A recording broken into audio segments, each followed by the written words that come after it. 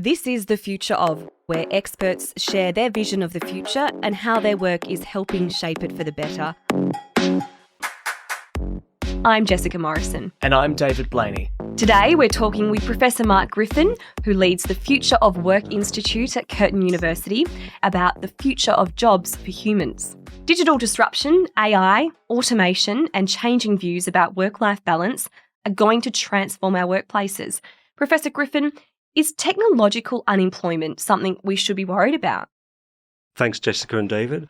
Short answer to the question is yes, but perhaps not for the reasons you're saying. Not because no one will have a job and because we'll be replaced by robots, but because there will be a lot of jobs and many of them will be different to the jobs we have today. And they will require not only somewhat different skills, but fairly adaptable skills where we might have to change what our skills look like across a job or a career. So yes, we should worry about those things, but perhaps in a different way the question suggests. So we should look at it more as an opportunity. We should be worried about maybe the things we need to be doing to keep up with that pace of change. I think one of the really big questions at the moment, given so much anxiety, is how do we start looking at what the opportunities are? Because it's pretty easy to hear some very negative stories about what might happen and what could happen. And no doubt some of them are possible if we go down an unplanned track. So asking what are the opportunities and how are we actually going to take hold of them is a really big question. I suppose if you're someone in their 50s, you've still got maybe 2 decades left of work. We don't know when the retirement age may change. So I suppose for someone in that scope, that would be kind of terrifying because you're thinking, well, the future's changing. I probably need to change, but I've been doing this for X amount of years. Yes, you've actually highlighted a group that from some perspectives is most at risk. Perhaps people in that age group who've had a fairly traditional, stable job and are looking at what's next down the career step. On the other hand, I would have to highlight at our institute, we have quite few people working on what is the aging workforce look like, what are the opportunities we're creating there, both for people themselves, but also how are organizations thinking about the skills of their older workforce. And we could sometimes turn that question around and ask, what are companies doing, what are governments doing to recognize people in these roles have a wealth of experience, but are extending their career frames, but really asking, what will I do next? How will I get there?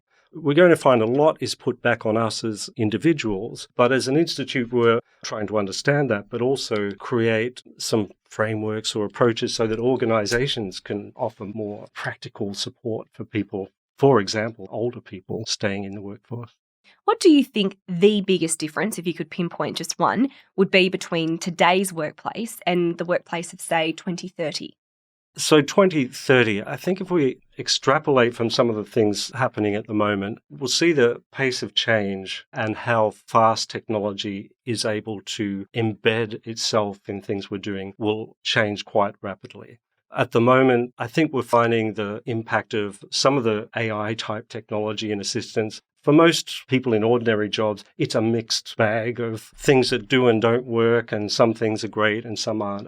But it's moving pretty fast, and the capacity for, say, a chatbot to understand what you're looking for and to help you to take over some of your tasks will really change quite a lot. The 2030 will have much more automated processes within the work. Is this going to be more of an adversarial relationship or a cooperative relationship with our robot overlords, or is it going to be sort of a mix between the two? We really have to work towards preventing the robot overlord world. One of the concepts that's being used a lot at the moment in some places, but I think will grow a lot, is the idea of a human-machine teaming. We definitely don't want to be controlled by our technology. There are many reasons why we might be, and I think we need to be aware of that. But what we need to be heading towards is how are we working with technology in a team sense, whether your team member might be a robot or some kind of decision-making machine, but part of a team who is a respected member or a contributor, but only at that level.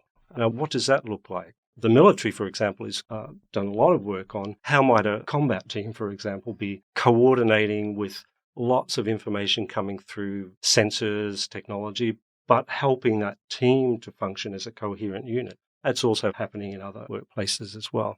So teams with machines, not overlords. If we can go back to something we were talking about a little earlier around maybe the anxiety of certain groups in the current workforce around what they might need to do to upskill and to be ready for the next 20 years of their working life. The retirement age is probably going to only increase. How can they, or is it more up to the organisations they work for, help them to upskill and to reskill and the like? Universities and all educational institutions are really grappling with this problem at the moment. Skill development and improving your capacity to get a job is not something that happens at the end of high school or at university. It's going to happen across the lifespan. There's an anxiety both for people in an older age group and in age groups all across. One of the anxieties in the older age group that I understand but have been surprised how strong it is concern about their own children. What jobs will my kids have in the future? And I have teenage children. I know that's a big concern, and I know it concerns them as well. And they're actively engaging with this problem and asking, what's the best thing for me to be doing now? What are the opportunities I have? And how lucky they have a father who's looking at the future of work to help them along that journey. If only I had that crystal ball that told us exactly what we needed. Or a magic 8-ball. Yes. I suppose, though, what should people be looking at when they're looking to study or upskill or reskill? One of the big things people are looking for, both as a student, as a young employee, and as an employer, is experience. And I think there's good reasons for that. The experience gives you insight and capacity to deal with changes, stresses, and events that you just can't get from reading about it in a book. But the challenge with experience is you can only get it through experience. That's pretty obvious, but it has huge implications for how we develop lifelong learning. There's only so much that can be done through standard knowledge learning. So the skills people will need, there are still basic skills in mathematics, science, English that are important, but it's less possible to do a specific, say, career line like journalism, law, engineering, and see that as a straight line into a sequence of jobs and careers. Those knowledge base that you learn through those disciplines can be applied in such diverse ways. Lawyers are employed in all kinds of work, as are journalists. The hard part is not so much what core discipline you might develop your skills in, but where do you apply that experience and build up your experience? So universities and most higher education institutions are providing more experience, integrating with the workplace. But I think it's a challenge for anyone at the moment. You can learn through all kinds of media and develop your skills, but to move across careers and develop a career, you also need to be doing different things. And where do you get that experience? Formal education can give some, job placements can give another. But I think more in the future, we're just going to have to engage with doing different things and creating the opportunities. We hear a lot about soft skills. So that's what employers are looking for. They want people who know how to... Actually, what exactly are soft skills? That's a good question. I'm not a particular fan of the term soft skills. It implies something. I'm not sure. It implies something soft, yes. And they're pretty hard skills, actually. They're hard in the sense that they are difficult to learn and do. One of the things we do at the Institute is spend some time trying to describe in more hard, realistic terms what are these soft skills. Now, one of them is this ability to work in a complex team that might have a robot or some kind of non-human participant and some pretty diverse other members. Just today in the paper, I'm reading about a law firm that's appointed an engineer and a different profession to their partnership because of the complex teams and jobs that law firms are now doing. So the soft skill of being able to work in that network, conduct a project, deliver on time to lots of stakeholders. It's actually quite a hard skill, and we're calling it a kind of network skill in that you have to know how to work with different experts, understand where they're coming from, bring them to some kind of negotiated alignment, and maybe use some artificial intelligence in that process. That's one of the kind of hard skills that people talk about them as soft skills. We're doing what we can to articulate and define ways of learning those skills. It sounds similar. I mean, obviously, this is already how the gig economy is actually in today's workplaces. They're hiring people on shorter-term stints, experts, very niche experts in their field to help organisations with a particular project or task. Yeah, that's a really interesting one. And the gig or platform economy is something that gets raised, I guess, next to robot overlords is perhaps the other way of working that may completely take over. Again, we don't see that as taking over everything, but certainly playing a big part in making skills available and allowing people to bring their skills into a bigger market. At the moment, that kind of bartering gig economy, though, it can be viewed in a very positive or a very negative way. We're still in an early stage of what that might look like in the future, and some of the problems are becoming more evident at the moment. A lot of policy, IR policy issues, I think, just that spring to mind for the gig economy that, has that even happened or have we even touched on that in this country yet? Well, particularly given that giggers, for the lack of a better term, giggers are technically not employees. They're usually contracted. And that, of course, means that, there's been issues for them not being able to build up their retirement savings or not having the requisite insurance and such. And I think our governments and other policy bodies are starting to look at that much more closely at the moment, because it clearly is that kind of taxation, employment, contract level at which some of these things are happening. So looking at the digital platform inquiry around Facebook and those others is also opening up how does privacy work, how do contracts work under this new economy. We're also interested in what work looks like under these. And I think you've highlighted, again, these really extreme possibilities that we have. Under one, we're doing one kind of single skill that we market to all around the world or virtually to people. It becomes a very narrowing experience. Or alternatively, does it open up a world of participation in projects that is complex and builds our skills? I think we're at an interesting but anxiety-provoking time of where those two extremes are both quite imaginable. It's easy to imagine both extremes, and that creates anxiety because we're not sure how to get to the better ones and avoid the worst ones. But as you raised earlier, it's an opportunity we have to be looking at.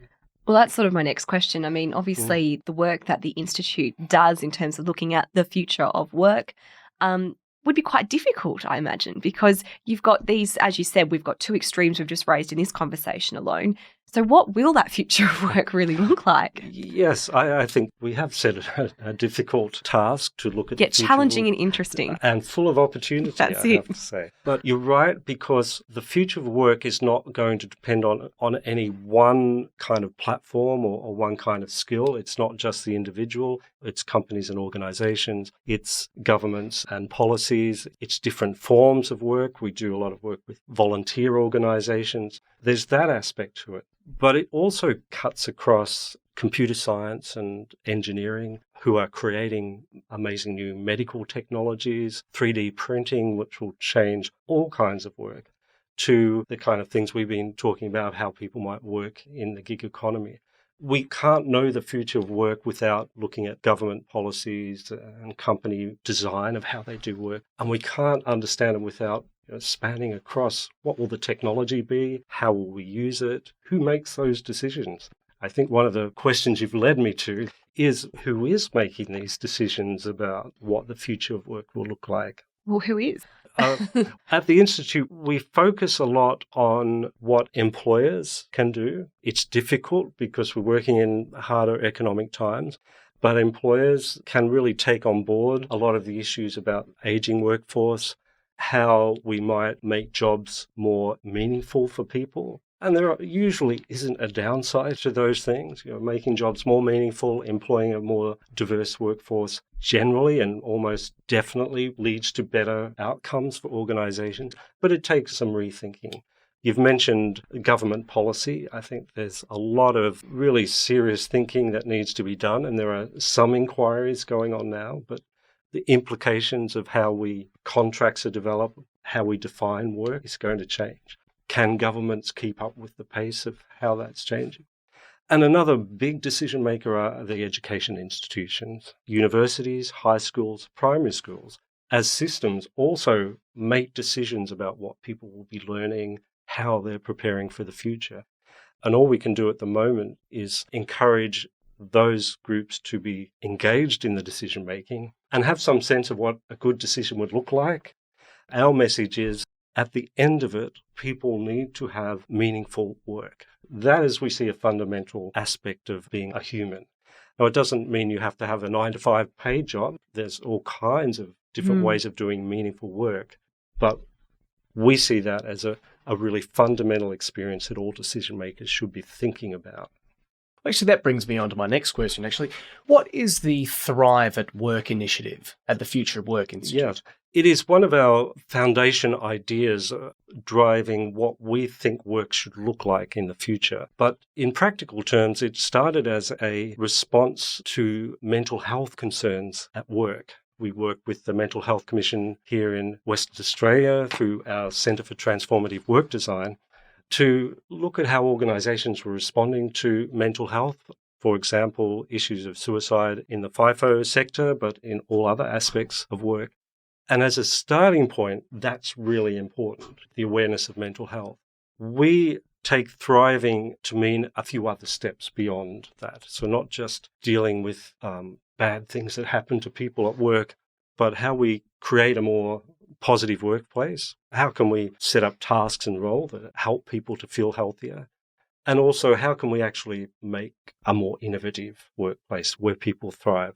Although it started with mental health, and that's still important, it's not a kind of fixed mental health. It's the opposite end of that. How do we create a really innovative, thriving workplace?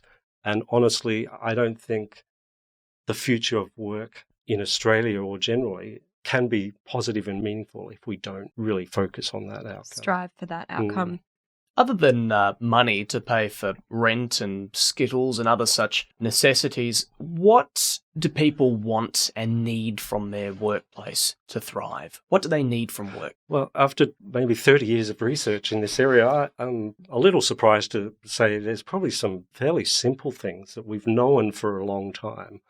People need to feel that they're doing something useful and meaningful, that what they're doing is not just at the end of the day doesn't matter or has just helped one person or one company, but that it has a significance and that they're good at doing that.